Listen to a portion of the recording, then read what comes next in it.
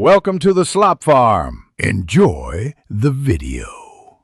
You start by backing up the file, then select the exact cells you will change so you limit scope and risk. Once done, choose whether you need exact matches or partial replacements. That decision drives method choice. If you want multiple different words replaced, make a 2-column lookup table on a spare sheet. Left column old words, right column new words. This table lets you use formulas or built-in features consistently across hundreds or thousands of cells. Next, choose the execution path, formulas for controlled bulk swaps, or find and replace for quick fixes. If you use XLOOKUP, reference the lookup table and wrap with IFNA to preserve unmatched cells. This prevents errors. For in-cell partial changes, use nested substitute or the new let/rejects replace functions in Office 365 for cleaner logic.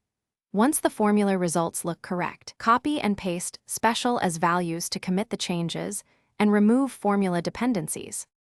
To finish, convert formulas to static text with paste special values so edits won't change later. Then scan with filters or conditional formatting to verify replacements. If something looks wrong, undo immediately, reopen your backup and compare.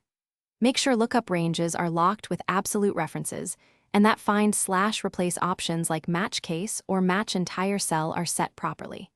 If replacements still fail, check for hidden characters, leading spaces, or different Unicode characters as the common culprits. Thanks for watching. Consider subscribing if we helped you today.